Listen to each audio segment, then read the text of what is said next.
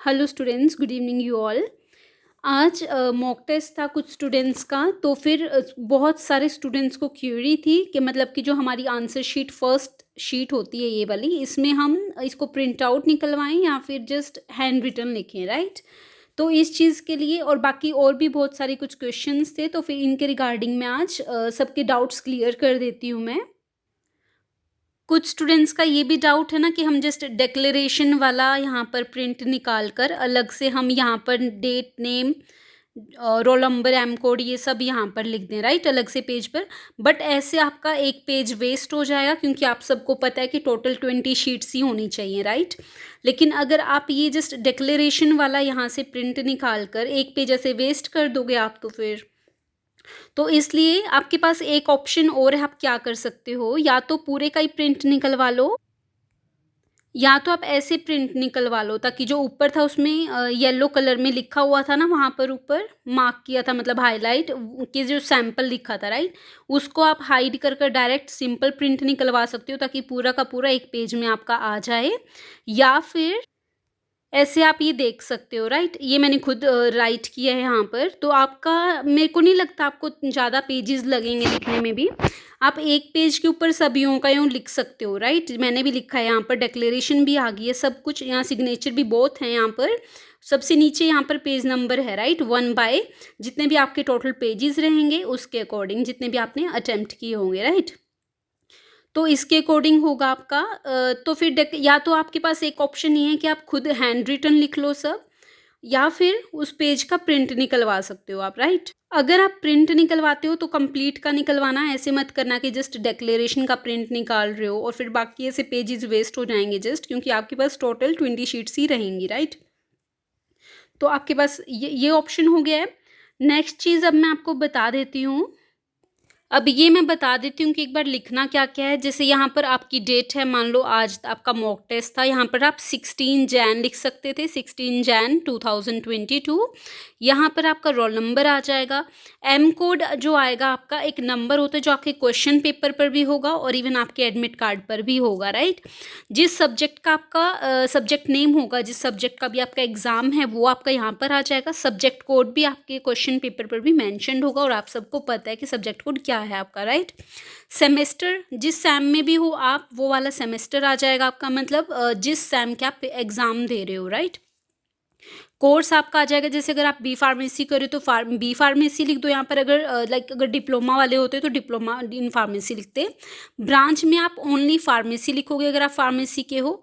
Engineering के हैं तो इंजीनियरिंग लिखेंगे, राइट। ये चीज़ आप देख लेना यहाँ पर। एंड डिक्लेरेशन में वही सेम चीज़, आप यहाँ पर खुद का नेम लिखेंगे, यहाँ पर son of your father name आ जाएगा, राइट। इसमें जस्ट यही चीज़ है कि मतलब कि आप कोई और पर्सन आपकी शीट ना अटेम्प्ट कर रहा हो, एंड आपकी जो आंसर शीट है वो कोई और यू कैन से आप शेयर मत करना अपने किसी से भी, जो आपके क्वेश्चन पेपर या फिर आंसर शीट है। ये मैं इसलिए बता रही हूँ ताकि सभी जो भी डाउट्स हैं सब मैं एक वीडियो में एक्सप्लेन कर रही हूँ आपको, ताकि आपको कुछ भी क्यूरी ना रहे। तो ध्यान से सुन लेना प्लीज़, ताकि किसी को भी बाद में प्रॉब्लम ना आए, राइट, एग्ज़ाम टाइम में, क्योंकि बाद में फिर पछताने के सिवा कोई ऑप्शन नहीं होता हमारे पास, इसलिए। एंड नेक्स्ट इसमें है, अगर आप कोई चेंजेस करते हो, अगर आप जो पोस्ट कर रहे हो अपनी शीट, वो और जो आपके पास ऑलरेडी अपलोड की है आपने, वो दोनों मैच होनी चाहिए। ऐसा नहीं कि मिसमैच हो रहा है, कुछ आपने बाद में चेंज कर दिया, अपलोड कर कर पोस्ट आप बाद में करेंगे, दैट्स वाई। तो इन सब केसेस में यूएमसी बनने के चांसेस रहेंगे। आपकी जो हैंड राइटिंग है वो भी अलग नहीं होनी चाहिए, जो आपने अपलोड की है और जो आपके पास ओरिजिनल आंसर शीट होगी वो दोनों मैच करनी चाहिए, अदरवाइज यूएमसी के केस हो सकता है यहाँ पर, राइट। अब यहाँ पर आपके साइन आएंगे, सिग्नेचर आ जाएगा, और यहाँ पर ये चीज़ ये डिक्लेयर कर रहे हो आप कि आप मतलब जो भी आपने इन्फॉर्मेशन दी है अप साइड में वो सब करेक्ट है और ट्रू है, राइट। इसलिए फिर आपके अगेन यहाँ पर सिग्नेचर हो जाएंगे। अब कुछ मैं न्यू डिटेल बता देती हूँ, न्यू इन द सेंस मतलब ताकि आपको पेपर में कोई मिस्टेक ना हो, शॉर्ट फॉर्म में बता देती हूँ मैं सब शॉर्ट में। सबसे फर्स्ट वन है आपका 2 आवर्स का एग्ज़ाम रहेगा, ड्यूरेशन है जो 2 शिफ्ट में है, एग्ज़ाम 10 से 12 या फिर इवनिंग में 2 से 4, जो आपकी डेट शीट के अकॉर्डिंग आपको पता होगा। नेक्स्ट चीज़ ये है कि जो आपका क्वेश्चन पेपर है वो एग्ज़ाम स्टार्ट होने से 15 मिनट पहले आपकी आईडी पर आपका क्वेश्चन पेपर आ जाएगा। लेकिन जो आपका क्वेश्चन पेपर है जब 30 मिनट्स हो जाएँगे आपको, तब जो क्वेश्चन पेपर है वो आप डाउनलोड नहीं कर पाओगे जब आपके 30 मिनट्स हो जाएँगे स्टार्ट एग्ज़ाम को। नेक्स्ट कुछ चीज़ इसमें ये है कि जो आप आंसर शीट स्कैन करेंगे वो उसका मैक्सिमम साइज़ 4 MB हो सकता है। उससे टू से इससे ज़्यादा नहीं कर सकते आप, तो आपको फ़ाइल रिड्यूस करनी भी हो सकती है, राइट? 4 MB से कम होनी चाहिए आपकी आंसर शीट जो कि स्कैन की गया PDF डॉक्यूमेंट है आपका। और आपके पास मैक्सिमम टाइम रहेगा कि कितने टाइम में आपको अपलोड करनी है, वो चीज़ सबको डाउट है, तो उस चीज़ के लिए मैं बता देती हूँ। जो भी आपका कंप्लीशन का एग्ज़ाम टाइम है, एग्ज़ाम कंप्लीशन टाइम मतलब कंप्लीट होने का, तो उसके विदिन 1 हावर आपको अपलोड करनी है आपकी आंसर शीट।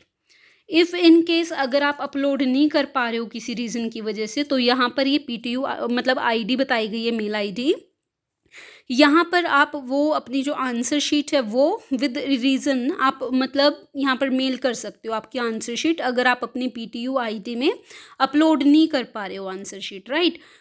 ये भी कुछ मतलब स्टूडेंट्स की क्यूरी थी कि अगर अपलोड नहीं कर पा रहे हम किसी रीज़न की वजह से तो क्या करें, राइट? तो मैं साथ में बता रही हूँ आपको। और जो आप पोस्ट करेंगे अपनी सभी ओरिजिनल आंसर शीट्स हैं, वो जब आपका लास्ट एग्ज़ाम होगा उस दिन में आप मतलब स्पीड पोस्ट करवा सकते हो अपना।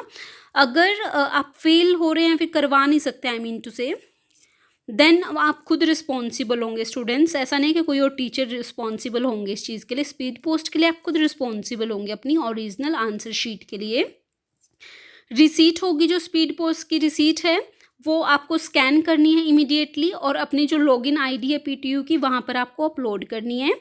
एक चीज़ और है, जो आपका एनवलप है आप जिसमें सभी आपकी जो A4 साइज़ शीट्स होंगी आंसर शीट, जो वहाँ पर आप अपलोड कर मतलब PTU में सेंड करनी है आपने, जो कुरियर करवानी है, राइट? तो वहाँ पर जो उनका एनवलप होगा, राइट, वो A4 साइज़ का होना चाहिए आपका और किसी भी कलर का हो सकता है, लेकिन अंदर से क्लॉथ लाइनिंग होनी चाहिए, जिसके ऊपर आपको ये हेडिंग में लिखना है answer sheet for November 2021 examination.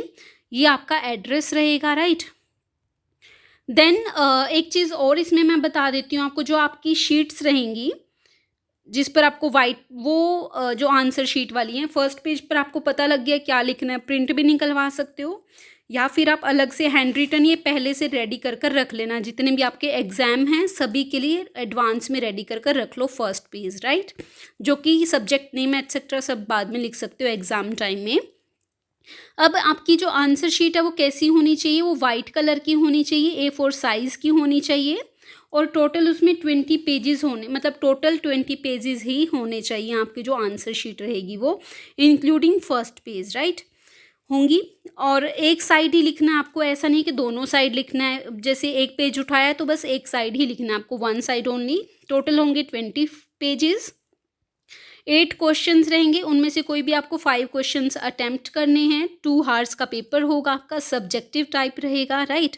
और आपको ब्लैक पेन ही यूज़ करना है। और बाकी सब ओके है इसमें। अगर कुछ क्यूरी हुई इवन देन आप मुझसे मतलब कमेंट बॉक्स से पूछ सकते हैं। और बाकी सब ओके है। All the best and congratulations. Thank you so much.